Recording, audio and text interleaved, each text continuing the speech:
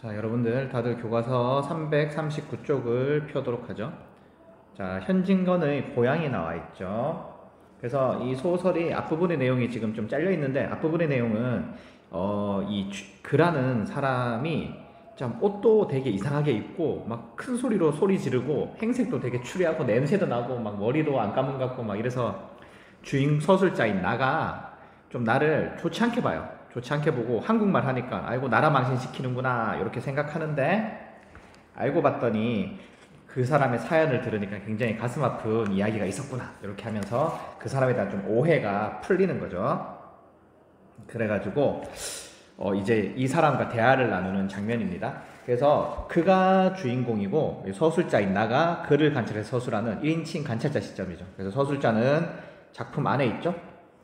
서술자는 작품 안에 있고요. 작품 안에 있죠. 자, 그러면 우리 본격적으로 한번 본문을 읽어보도록 하겠습니다. 어디서 오시는 길입니까? 나가 이제 주인공인 그에게 묻는 거죠. 고향에서 오누만 하고 그는 한숨을 쉬었다. 그래서 그가 주인공이죠. 그러자 그의 신세 타령의 실마리는 풀려나왔다. 그의 고향은 대구에서 멀지 않은 K군 H란 외딴 동리였다. 동네죠. 마을이죠.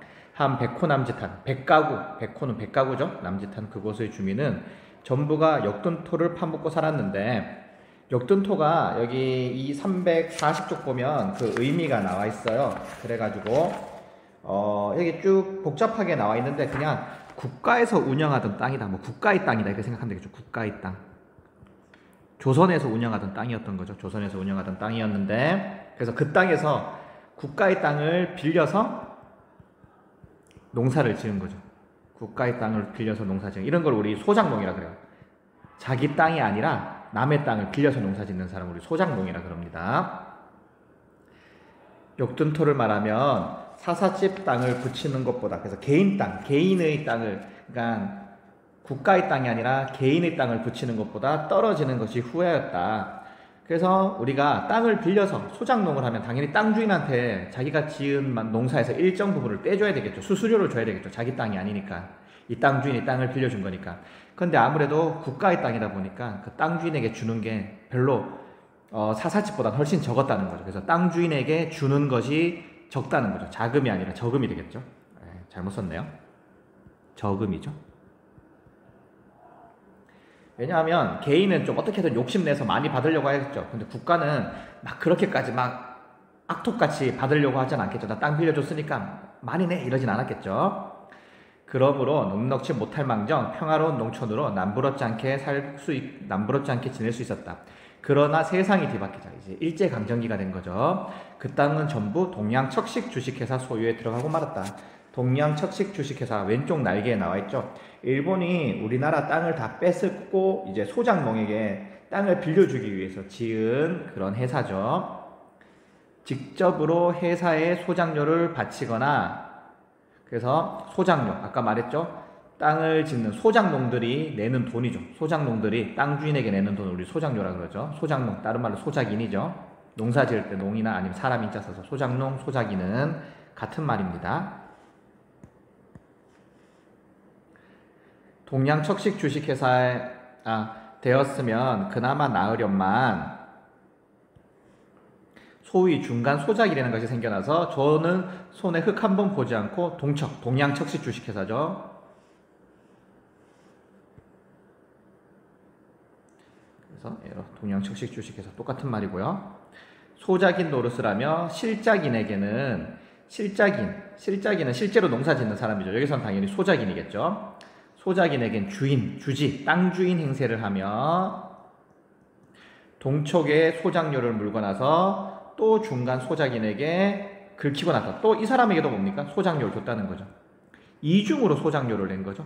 그래서 아마 이 사람들, 중간 소작인은 친일파들이겠죠.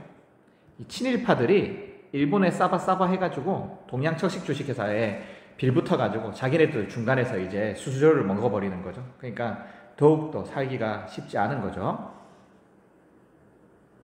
실작인의 손, 실제로 농사 짓는 사람 손에는 소출의 3알이면 30%죠. 30%도 떨어지지 않았다. 그래서 소작인들의 빈곤한 삶이 남아있죠. 농사 지었는데 땅 주인한테 70%를 줘버리는 거야. 그래서 제주는 곰이 부리고 돈은 뭐 누가 번다고 완전 지금 그 꼴인 거죠. 그로 죽겠다 못 살겠다 하는 소리를 중이 연불하듯이, 중이 이렇게 불경 외우는 소리 있죠. 뭐 절감에 막 들리죠. 하듯이 그들이 있길에 오르내리게 되었다. 남부여대하고, 남부여대한다는 거는 여러분들 340쪽 아래쪽에 보면 나와 있습니다. 떠돌이가 된다는 거죠. 유랑민이 된다는 거죠. 타처럼 다른 곳으로, 유랑이죠. 그래서 일정한 뭐 목적지 없이, 정처 없이 또 드는 거죠. 목적지 없이 또 드는 거죠. 동리는 점점 세진해 갔다. 동네죠. 동네는 점점 세진해 갔다. 점점 안 좋아졌다는 거죠. 점점 안 좋아졌다. 세진해 갔다. 점점 뭐 정리가 안 좋게 변했다. 이런 거죠. 동네가 안 좋게 변했다. 왜냐하면 사람들이 농사 안 짓겠죠. 농사 지어봤자 30%밖에 뭐 못 먹는데 힘들게 농사 지을 이유가 없죠. 지금으로부터 9년 전 그가 17살 되던 해 봄에 그의 나이는 26살이었다. 가난과 고생이 얼마나 사람을 늙히는가. 이거는, 이 부분은 나의 생각이죠. 나의 생각. 서술자인 나의 생각이고요. 내가 봤을 때 이 사람이 나이가 굉장히 많은 줄 알았어. 근데 이야기 듣고 보니까 26살밖에 안 됐다는 거죠. 그래서 고생을 많이 해서 사람이 확 늙어버린 거죠. 그의 집안은 살기 좋다는 바람에 서간도로 이사갔다. 우리나라에서 땅 지어봤자 동양척식회사랑 중간지점 다 뺏기니까 서간도는 약간 중국에 있는, 오늘날 치면 만주 쪽이죠. 북한 바로 위에 있는 부분이죠. 만주 쪽으로 이사를 간 거죠. 쫓겨가는 운명이거든 어디든들 신신하랴 뭐 시원하다, 마음에 들다 이런 뜻이죠. 서술자의 생각이죠. 이것도 뭐 자기 동네에서, 대구에서 별로 답이 없어서 만주로 갔지만 만주에서도 살기는 쉽지 않았을 거다, 이렇게 서술자가 생각하는 거죠. 나가 생각하는 거죠. 그것의 비옥은 아주 땅이 기름져서 농사짓기 굉장히 좋은 거죠. 전야도 박가들도 그들을 위하여 열릴 리가 없었다. 중국 땅이기 때문에 우리나라 사람들이 중국 사람들을 제치고 이렇게 그 땅에서 농사짓기는 쉽지 않았겠죠. 조금 좋은 땅은 먼저 가니가 모조리 차지하였고, 항무지는 농사짓기 굉장히 힘든, 땅이 비옥하지 못한 땅이죠. 그래서 요거는 서로 반대되는 거죠. 비옥한이랑 항무지는 서로 대조를 이루는 거죠. 비록 많다 하나 중국 땅이 워낙 넓으니까 농사짓기 힘든 땅은 많았어요. 그곳의 당도 도착하던 날부터 아침거리 저녁거리 걱정이라 무슨 행세로 적어도 1년이란 장관 생활을 먹고 익어가며 거친 땅을 풀 수가 있으랴. 그래서 땅을 비옥하게 만들려면 거름도 주고 땅을 막 파헤치고 갈아엎고 읽어야 되는데, 그러기에는 당장 입에 풀칠을 해야 되니까 땅을 개간한다 그러죠. 개간하기가 쉽지 않다는 거죠. 거친 땅을 푼다는 거, 이제 개간한다는 거죠. 농사 지을 수 있는 땅으로 바꾼다는 건데, 이게 시간이 너무 많이 들기 때문에 이렇게 개간하기가 쉽지 않다는 거죠. 남의 미천, 남의 돈을 얻어서 농사를 짓고 보니 가을이 되어서 얻는 것은 빈 주먹뿐이었다. 돈 빌려준 사람한테 농사 지어서 수확물을 팔아서 갚아야 되죠. 그러니까 뭐 남는 게 없다는 거예요. 이태 동안, 2년 동안 사는 것이 아니라 억저 버텨갈 때 그의 아버지는 우연히 병을 얻어 타국 다른 나라에 외로운 혼이 되고 말았다. 죽었다는 거죠. 영혼이 됐다는 거죠. 외로운 영혼이 됐다. 죽었다는 거죠.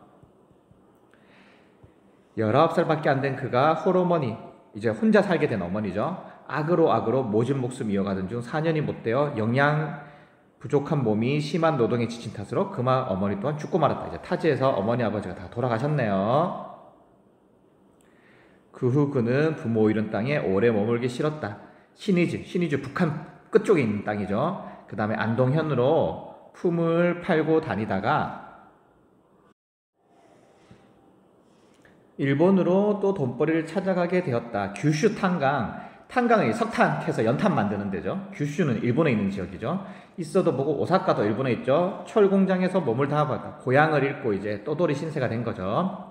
벌이는 조금 나아 고향 잃고 또돌이 신세가 됐고요. 벌이, 돈 버는 건 조금 나았으나 외롭고 젊은 몸은 자연히 방탕, 이렇게 규칙적으로 살지 않고 막 그냥 지 마음대로 사는 거죠. 뭐 술 먹고 싶으면 술 먹고, 자고 싶으면 자고, 일어나고 싶으면 일어나고, 놀고 싶으면 놀고, 이런 거죠. 해졌다. 돈을 모으려 해 모을 수 없고 방탕한 생활을 했으니까 돈을 막 쓰게 되는 거죠. 이따만 우라 막 분노만 치솟는 거죠. 농사 짓던 땅 다 뺏기고, 농사 짓던 땅 다 뺏기고 타지에서 부모님까지 죽었으니까 화가 나는 거죠. 한 곳에 주적 머무르고 하고 있을 수 없었다. 화가 나고 고국산척. 고국산천은 우리나라죠. 고국이 우리나라죠. 산은 산이고 천은 시냇물, 물이죠. 그래서 우리나라죠. 그립기도 하여 훌쩍 뛰어나왔다. 오랜만에 고향을 둘러보고 벌이를 구할 겸 서울로 올라가는 길이라고 한다. 고향에 가니 반가워하는 사람 있습니까? 자, 다음 장 넘어갔습니다. 340쪽 합니다. 나는 탄식하였다. 나가 서술자죠. 그래서 처음에는 약간 이 글을 비호감으로 생각했어요. 막 더럽고 막 행동도 막 되게 교양이 없으니까요. 근데 점점 동정하게 되는 거죠. 아, 이렇게 힘든 삶을 살았구나. 이렇게. 반가워하는 사람이 다 뭔가요? 고향이 통 없어졌더만. 그렇겠죠. 9년 동안이나 퍽 변했겠죠. 변하고 뭐고 간에 아무것도 없더만. 집도 없고 사람도 없고 개 한 마리도 얼씬 않더만. 그러면 아주 폐농이 되었단 말이에요. 이제 폐농. 우리 사람이 안 사는 집을 폐가라 그러죠. 여기도 뭡니까? 더 이상 사람이 살지 않는 농촌이죠. 사람이 살지 않는 농촌. 그렇구만. 무너지다만 담장만 질비하게 남았더만. 우리 살던 집터야 안 남았교만. 찾아도 못하겠더만. 사람 살던 동네가 그렇게 된 걸 혹 구경이나 했는기요 하고 그는 짜는 듯한 목을 높아졌다. 썩어 넘어진 썩가래. 이거 둘 다 뭐 집의 기둥 같은 거죠. 그러니까 집이 다 무너져가지고 막 기둥이 바닥에 뒹굴고 있는 거죠. 꼭 무덤을 파서 해골을 헐어 젖혀놓은 것 같더만. 세상에 이런 일이 있는겨. 100여 가구 살던 동네가 10년 못되어 텅 없어질 수 있는겨. 여기서 고향 잃은 상실감이 나타나죠. 일제강점기 비참함이죠. 농사 짓던 마을이었으니까 주인공처럼 사람들이 농사 지어봤자 동양 척식 주식회사에 다 뺏기니까 다 이 주인공처럼 다른 데로 이제 가버린 거죠. 유랑민이 된 거죠. 하고 그는 한숨을 쉬며 그때의 광경을 눈앞에 그리는 듯 멀산을 바라보다가 내가 따라준 술을 꿀꺽 들이키고 말았다. 옛날에는 기차에서 술을 마셔도 됐나 봐요. 지금 기차에서 대화를 나누고 있는 건데 참 가슴이 터지더만 가슴이 터져. 하자마자 글찍한 눈물 두 방울. 분노와 한의 눈물이죠. 여기서 그의 눈물이죠. 그 주인공인 그가 한이 많겠죠. 고향도 뺏겨 부모도 잃어 뭐 슬프겠죠. 나는 그 눈물 가운데 음산하고 비참한 조선의 얼굴을 똑똑히 봤다. 그가 뭡니까? 조선을 대표하는 거죠. 그래서 일부를 가지고 전체를 나타내고 있죠. 이거 우리 대유법 중에서 제유법이죠. 대유법 중에서 제유법. 그래서 일부를 가지고 전체를 표현하는 거예요. 그 한 명의 삶을 통해서 우리 비참한 조선인의 전체 얼굴을 나타낼 수 있는 거죠. 음산한 거는 왠지 좀 썰렁하고 여러분들 우리 분위기 쎄하다 그런 표현 쓰죠. 약간 그런 의미죠. 자, 본문 다들 필기하고 일들하고 수고 많았고요. 그러면 선생님이 나눠준 제재정리 유인물 보도록 합시다. 자, 이 글은 단편소설이고 액자소설, 액자식 구성이죠. 액자식 구성은 뭔지 알죠? 이야기 속에 이야기가 있는 거죠. 그래서 기차 이야기, 우리 바깥 이야기를 왜 하라 그러죠? 기차에서 나가 글을 관찰한 이야기가 나옵니다. 아까도 말했지만 좀 비호감이었죠. 뭐 더럽고 목소리도 막 크게 해서 막 시끄럽게 떠들고 하니까 글을 처음에는 좀 비호감으로 생각했어요. 하지만 안의 이야기는 이제 우리 교과서에 나왔던 그의 인생, 고향도 잃고 부모도 잃은 그의 인생 이야기가 나오죠. 이거 내하죠. 안에 바깥 외자, 안내자에서. 그래서 이걸 보고 이제 동정하게 되는 거죠. 뭐 성격은 일제강점기 때 그런 비참한 삶을 이야기하는 거고요. 요거 뭐 각자 읽어보도록 하고요. 주제도 읽자보고 특징, 액자식 구성 아까 나와 있었고 여기 두 번째 보면은 식민지 현실에 의해 개인의 삶이 파괴된 것을 보여주고 있는 거죠. 그래서 어떻게? 선생님 잘못 썼네요. 고향이 잃고가 아니고 고향을 잃고죠. 고향을 잃고 떠돌이가 된 거죠. 자, 발단 전개 위기 절정 결말. 이거 읽어보면은 이 글의 줄거리를 대충 알 수 있겠죠. 그래가지고 여기까지가 발단이랑 전개 부분이 왜 하죠? 잠깐만요. 자, 이 부분이 교과서에 나와 있는 부분이고요. 여기서 여기까지가 내하겠네요. 요거 외하 아니고요. 자, 위기 절정 결말까지가 내하겠네요. 요 발단 전개까지가 외하고요. 그리고 우리 교과서에 보면 두 명의 인물이 나오죠. 지식인인 나, 서술자죠. 그 다음에 노동자인 그는 주인공이죠. 그래서 이 나가 그를 관찰한 내용을 쓰는 거죠. 처음엔 약간 비호감, 혐오였는데 나중에는 그의 인생 이야기를 듣고 동정하게 되는 거죠. 그 다음에 이 그의 인생 역정, 정말 유랑민, 떠돌이 생활하는 거죠. 고향을 잃고 떠돌이 유랑민이 뭐 목적지 없이 이렇게 떠돌아다니는 사람이거든요. 그래서 처음에 고향에 있다가 서간도 갔다가 중국, 일본, 뭐 조선 다 가는 거죠. 서간도 갔다가 뭐 규슈도 갔다가 신의주도 갔다가 뭐 이렇게 왔다 갔다 하면서 사는 거죠. 그래서 이거 일제 수탈로 인해 비참하게 살아가는 조선인의 모습을 보여주고 있다는 걸 알 수 있습니다. 자, 오늘 여기까지 하고요. 다음 시간에 교과서 학습 활동이랑 그 다음에 여기 제재정비 뒷장 보면은 객관식이랑 서술형 문제 있거든요. 이거 1시간 만에 다 풀어보도록 하죠. 다들 수고 많았어요. 고생했습니다.